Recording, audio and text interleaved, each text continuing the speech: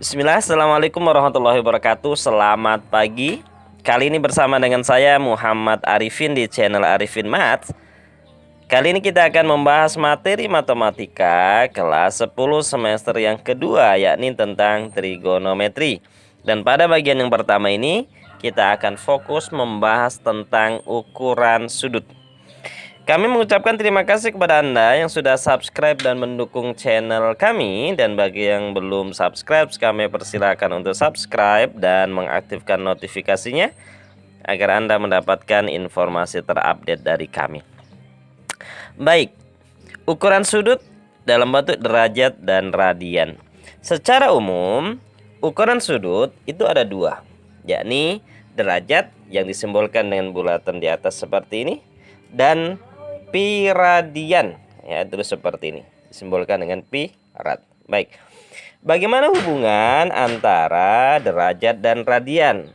Baik, satu putaran penuh itu kan sama dengan 360 derajat. Nah, 360 derajat itu sama dengan 2 pi radian. Jadi satu lingkaran penuh, satu putaran penuh itu sama dengan 2 pi radian. Nah, setengah putaran penuh berarti setengah dari 360, 180 derajat. Dengan demikian berarti 180 derajat itu sama dengan 1 pi radian.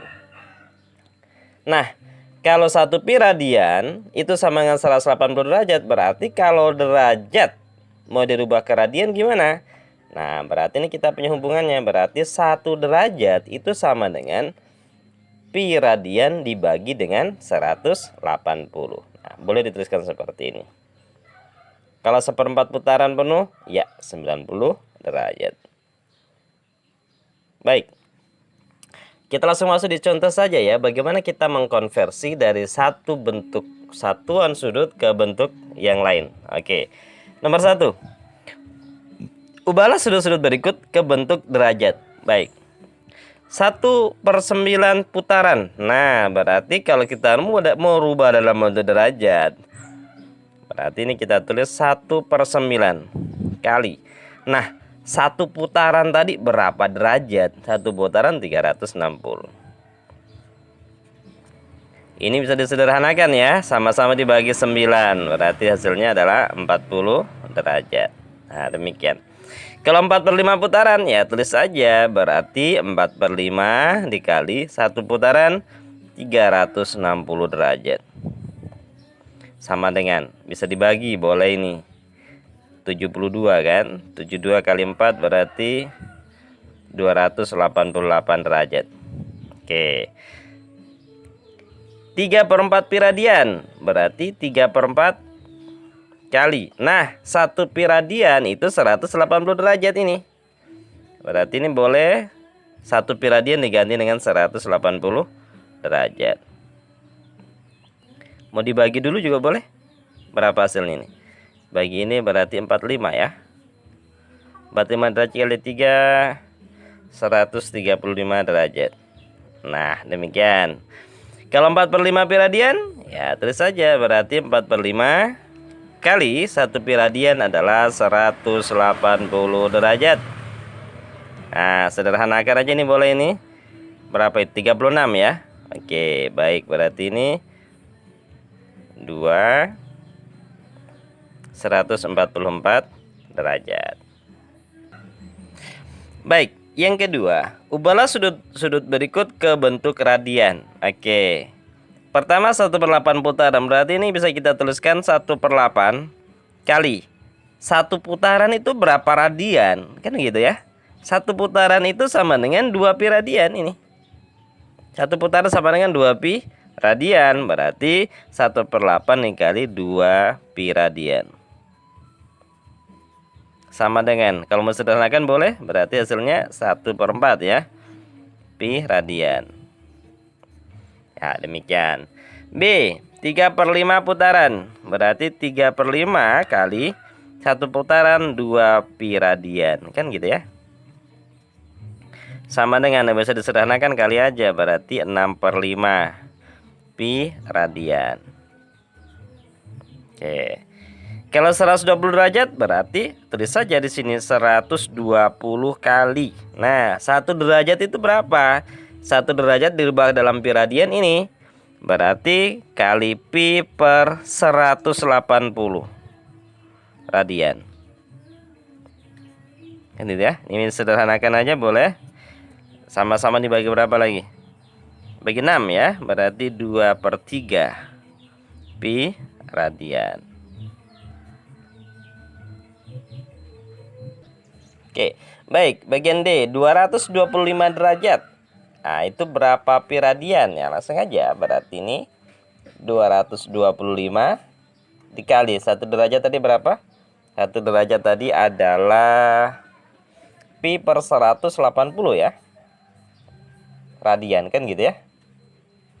Nah, ini kita bagi 5 boleh ini. Kita bagi 5 berarti 45 per 36 pi radian. Oh, masih bisa. Sederhana kan dibagi berapa ini? Dibagi 9 ya. Bagi 9 berarti 5/4 pi radian. Baik. Yang E, 585 derajat. Nah, berarti langsung aja. Berarti 585 dikali pi per 180 radian. Kan gitu ya. Atau 1/180 pi radian. Boleh juga. Sama kan. Ini disederhanakan berarti sama dengan bagi 5. Kalau dibagi 5 berapa ini? 117. Bagi 5, 360 ya. Oke. Pi radian. Oh, masih bisa disederhanakan. Dibagi berapa ini? Dibagi 9. Bisa ya. Bagi 9 berarti 13. Per, oh maaf, 36. Bukan 360. 13 per, bagi 9, 4. Pi radian. Nah, itulah tadi contoh-contoh soal bagaimana merubah sudut dari derajat ke radian atau dari pi radian ke derajat. Selanjutnya, penamaan sudut. Dalam menamakan sebuah sudut, kita bisa ada beberapa alternatif ya. Kita bisa menggunakan huruf-huruf alfabet Yunani ya. Seperti alfa, beta, theta, gamma dan sebagainya. Kita bisa juga menggunakan huruf kapital seperti A, B. Bisa misalnya sudut A, sudut B, sudut C, dan seterusnya. Atau kalau kita menggunakan huruf Yunani boleh, berarti sin alfa, ya, beta, theta, dan sebagainya. Selanjutnya, sudut bertanda positif dan sudut bertanda negatif. Sudut bertanda positif itu manakala arah putarannya itu berlawanan dengan arah putaran jarum jam. Misalnya ini garis acuannya ya. Jadi kalau misalnya ini kita putar berapa derajat? 45 derajat. Maka sudut ke arah sana ya, ke arah sini itu berarti ini besarnya adalah 45 derajat.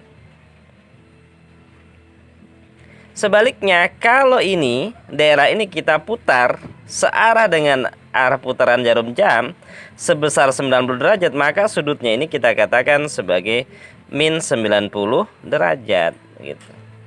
Berarti dari sini bisa kita lihat bahwa sudut 270 derajat itu kan putaran sama di sini ya. Itu sama saja dengan sudut negatif 90 derajat gitu. Sama juga berarti kalau begitu sudut 90 derajat itu sama dengan sudut negatif 270 derajat ya, seperti itu. Itu sudut bertanda positif. Diulang lagi bahwa sudut bertanda positif manakala arah putarannya berlawanan arah dengan jarum jam, dan bertanda negatif manakala arah putarannya searah dengan arah putaran jarum jam. Kemudian kuadran. Kuadran di matematika itu ada 4 ya. Ada kuadran 1, kuadran 2, 3, dan 4. Baik. Misalnya ini kita mau taruh derajatnya, berarti ini kan 0 derajat ya. Ini 0 derajat. Di sini 90. Di sini 180 derajat. Di sini 270 derajat. Di sini 360 derajat. Jadi 0 derajat dengan 360 derajat itu sama ya, seperti itu. Kuadran pertama itu dari 0 sampai 90, itu kuadran pertama. Dari 90 sampai 180 itu kuadran kedua. Yang ini kuadran 3, yang ini kuadran 4. Kemudian nilai-nilai trigonometrinya ya, nilai-nilai perbandingan trigonometrinya kalau di kuadran 1 itu semuanya positif. Ya, semuanya positif. Sin, cos, tangen dan yang lainnya positif, termasuk kebalikannya. Kosekan, sekan, kotangen itu juga positif. Yang kedua, di kuadran 2 ini hanya sin yang positif. Ya, hanya sin yang positif dan kebalikannya sin berarti kosekan ya yang positif. Kuadran 3 itu hanya tan yang positif. Dan kebalikannya. Tan kebalikannya kotangen, berarti hanya tan dan kotangen yang positif. Yang lainnya negatif. Kuadran 4 itu hanya cos yang positif. Selain dari itu negatif. Ya, jadi hanya cos dan kebalikannya cos itu sekan ya yang positif di kuadran 4. Selain dari itu negatif. Nah, ini diharapkan untuk dihafalkan ya, pelan-pelan dihafalkan, dipahami karena nanti akan kita gunakan lebih banyak di sudut berelasi. Jadi saya ulang kembali, di kuadran 1 nilai trigonometrinya kuadran 1 semuanya positif. Kuadran 2 hanya sin yang positif, kuadran 3 tan yang positif dan kuadran 4 cos yang positif. Terkadang siswa ada menghafalkan semua sindikat tangan kosong, boleh silakan. Itu untuk melihat yang nilainya positif di masing-masing kuadran. Semua sindikat tangan kosong. Demikian materi kita hari ini. Semoga bermanfaat. Terima kasih. Wassalamualaikum warahmatullahi wabarakatuh.